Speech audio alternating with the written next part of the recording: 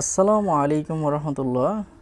আজকে আমাদের আলোচনার টপিক হলো কমপ্লেক্স কম্পাউন্ড সেন্টেন্স।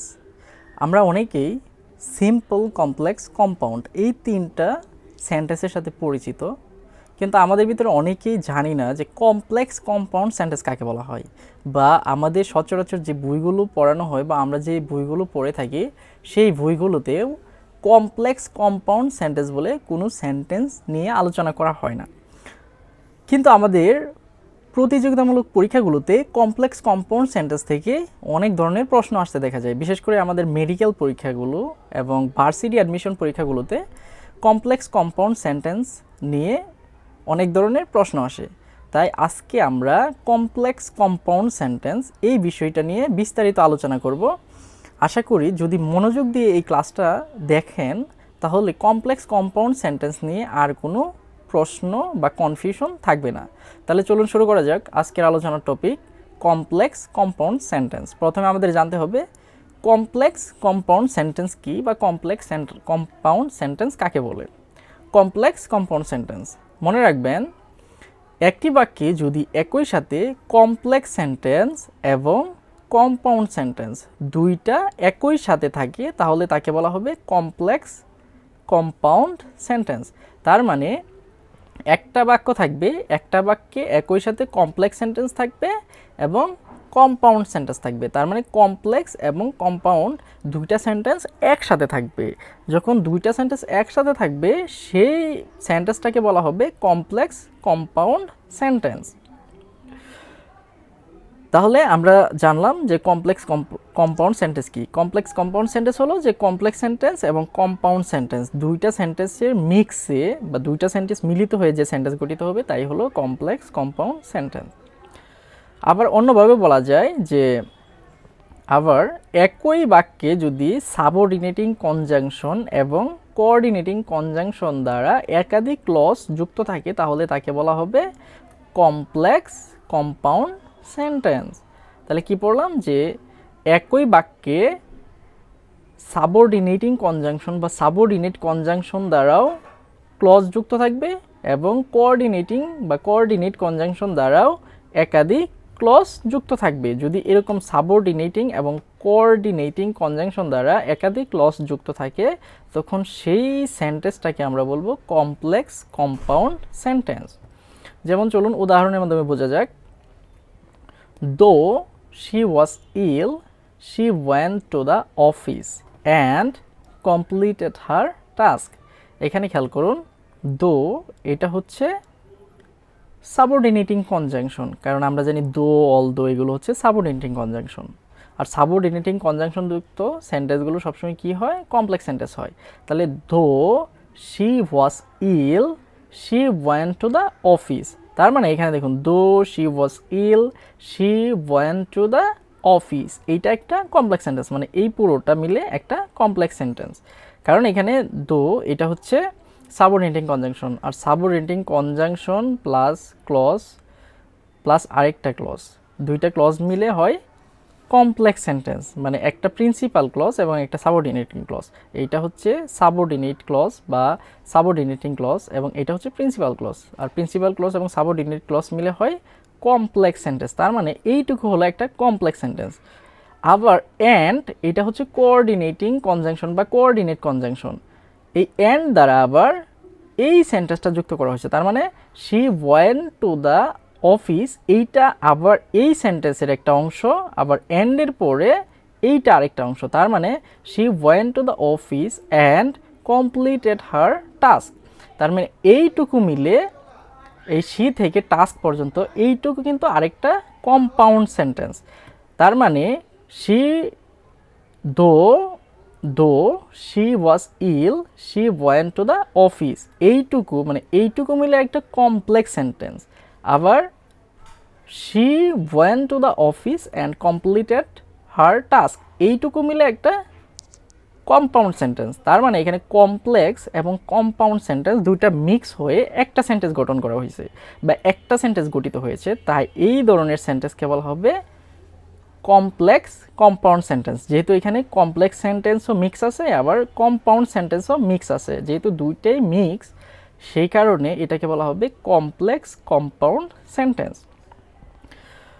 তাহলে আবার আমরা পড়েছিলাম যে যেই সেন্টেন্সে একটা সাবঅর্ডিনেটিং কনজাংশন এবং একটা কোঅর্ডিনেটিং কনজাংশন, এই দুইটা কনজাংশন দ্বারা, একটা সাবঅর্ডিনেটিং কনজাংশন দ্বারা আবার একটা কোঅর্ডিনেটিং কনজাংশন দ্বারা একাধিক ক্লজ যুক্ত থাকবে, তখন সেটাকে বলা হবে কমপ্লেক্স কম্পাউন্ড সেন্টেন্স। এখানে দেখুন দো দ্বারা এই দুইটা সেন্টেন্স যুক্ত আছে, আবার এন্ড দ্বারা এই দুইটা সেন্টেন্স যুক্ত আছে, তার মানে এইখানে দুইটা কনজাংশন মানে সাবঅর্ডিনেটিং এবং কোঅর্ডিনেটিং কনজাংশন দ্বারা একাধিক ক্লজ যুক্ত করা হয়েছে, তাই এই ধরনের সেন্টেন্সকে বলা হবে কমপ্লেক্স কম্পাউন্ড সেন্টেন্স। চলুন আরও উদাহরণের মাধ্যমে ক্লিয়ার করা যাক। Come and see how our mothers are being deprived of their children। এখানে খেয়াল করুন কাম অ্যান্ড সি এইটুকু হচ্ছে একটা কম্পাউন্ড সেন্টেন্স, কারণ আমরা জানি যে কাম এটা হচ্ছে একটা ইম্পারেটিভ সেন্টেন্স, আবার অ্যান্ড দ্বারা সি এটা হচ্ছে একটা ইম্পারেটিভ সেন্টেন্স। তাহলে কাম অ্যান্ড সি এইটুকু হচ্ছে একটা কম্পাউন্ড সেন্টেন্স। আবার হাউ আওয়ার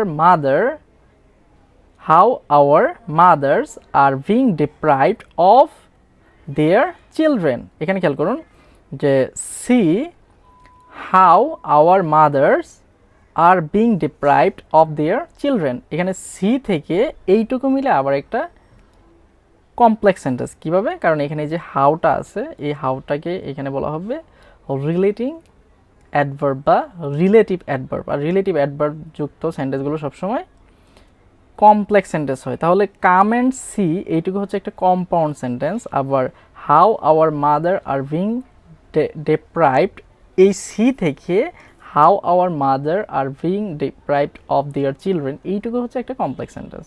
তাহলে কম্পাউন্ড সেন্টেন্স এবং কমপ্লেক্স সেন্টেন্স এই দুইটা মিলে যে সেন্টেন্স গঠিত হয়েছে এই পুরোটাকে তাই বলা হবে কমপ্লেক্স কম্পাউন্ড সেন্টেন্স। চলুন আরও সহজ উদাহরণের মাধ্যমে বুঝে নেওয়া যাক। Although the storm was intense we decided to continue hour trip. এখানে খেয়াল করুন অলদো এটা হচ্ছে একটা সাবঅর্ডিনেটিং কনজাংশন বা subordinate conjunction. Although the storm was intense we decided to continue hour trip, এই যে সেন্টেন্সটা এই পুরো সেন্টেন্সটা হচ্ছে একটা কমপ্লেক্স সেন্টেন্স, কারণ এখানে এই যে অলদো যে কনজাংশনটা আছে এই অলদো কনজাংশন দ্বারা দ্য স্টর্ম ওয়াজ ইন্টেন্স এই সেন্টেন্সটা এবং we decided to continue hour trip এই সেন্টেন্সটা, এই দুইটা সেন্টেন্সকে এখানে অলদো কনজাংশন দ্বারা যুক্ত করা হয়েছে, তাই এই পুরো সেন্টেন্সটা এটা হচ্ছে একটা কমপ্লেক্স সেন্টেন্স। আবার we decided to continue hour trip and we reached the destination safely, এইখানে উই থেকে সেফলি এইটুকু হচ্ছে একটা কম্পাউন্ড সেন্টেন্স, কারণ এইখানে অ্যান্ড দ্বারা এই একটা সেন্টেন্স এবং এই একটা সেন্টেন্স এই দুইটা সেন্টেন্সকে আবার যুক্ত করা হয়েছে, তার মানে এইটুকু মিলে একটা কমপ্লেক্স সেন্টেন্স, আবার এইটুকু মিলে একটা কম্পাউন্ড সেন্টেন্স। যেহেতু এইখানে একটা কমপ্লেক্স সেন্টেন্স এবং একটা কম্পাউন্ড সেন্টেন্স এই দুইটা সেন্টেন্স মিক্স হয়ে একটা সেন্টেন্স গঠিত হয়েছে, তাই এই ধরনের সেন্টেন্সগুলোকে বলা হবে কমপ্লেক্স কম্পাউন্ড সেন্টেন্স। আশা করি এই বিষয়টা আপনাদের ক্লিয়ার। তেমনি এইখানে এই যে উদাহরণ দেওয়া আছে সেম উদাহরণ, যে she studied all night because she had an important exam. এখানে খেয়াল করুন she studied all night because she had an important exam, এইটা হচ্ছে একটা কমপ্লেক্স সেন্টেন্স, কারণ আমরা জানি যে বিকজ দ্বারা যদি দুইটা ক্লজ বা দুইটা সেন্টেন্স যুক্ত করা হয় তাহলে সেই সেন্টেন্সটা কমপ্লেক্স সেন্টেন্স হয়। এখানে বিকজ এই শব্দটা দ্বারা পূর্বের একটা ক্লজ এবং পরবর্তীতে এই ক্লজ মানে এই দুইটা ক্লজকে যুক্ত করা হয়েছে, তাই এই পুরোটা একটা কমপ্লেক্স সেন্টেন্স। আবার শি স্টাডিড অল নাইট এইটা হচ্ছে একটা সেন্টেন্স, আবার বাট এটা হচ্ছে কোঅর্ডিনেটিং কনজাংশন, মানে এইটা কোঅর্ডিনেটিং কনজাংশন। আবার she still felt unprepared in the morning এইটা হচ্ছে আরেকটা ক্লজ, তার মানে এইখানে শি স্টাডিড অল নাইট এই সেন্টেন্সটা এবং বাট দ্বারা এইখান থেকে এই সেন্টেন্সটা, তার মানে এখানে এই সেন্টেন্সটা এবং এই সেন্টেন্সটা এই দুইটা সেন্টেন্সকে বাট দ্বারা যুক্ত করা হয়েছে। তাই এইখান থেকে এইটা আর এইটুকু মিলে হচ্ছে একটা কম্পাউন্ড সেন্টেন্স। যেহেতু এইটুকু মিলে একটা কমপ্লেক্স সেন্টেন্স, আবার এইটুকু থেকে এইটুকু মিলে একটা কম্পাউন্ড সেন্টেন্স, তার মানে এখানে কমপ্লেক্স এবং কম্পাউন্ড দুইটা সেন্টেন্স মিক্স করে একটা সেন্টেন্স হয়েছে। এই কারণে এই ধরনের সেন্টেন্সকে বলা হবে কমপ্লেক্স কম্পাউন্ড সেন্টেন্স। আশা করি এই বিষয়টা ক্লিয়ার। এখানে আরও অনেকগুলো উদাহরণ আছে, যদি দেখে নেন তাহলে পুরো বিষয়টা আরও ক্লিয়ার হয়ে যাবে। তাও আরেকটা উদাহরণ আমরা প্র্যাকটিস করি। এখানে খেয়াল করুন, although the weather was cold we went hiking. যে যদিও কি ছিল, ওয়েদার অনেক ঠান্ডা ছিল, তবুও আমরা কি করেছিলাম, হাইকিংয়ে গিয়েছিলাম। তাহলে এখানে দেখুন অলদো, এটা হচ্ছে একটা সাবঅর্ডিনেটিং কনজাংশন। সাবঅর্ডিনেটিং কনজাংশন যুক্ত সেন্টেন্সগুলো সবসময় কমপ্লেক্স সেন্টেন্স হয়। তাহলে although the weather was cold we went hiking, এই যে এইটুকু হচ্ছে একটা কমপ্লেক্স সেন্টেন্স। তার মানে এখান থেকে এইটুকু এটা হচ্ছে একটা কমপ্লেক্স সেন্টেন্স।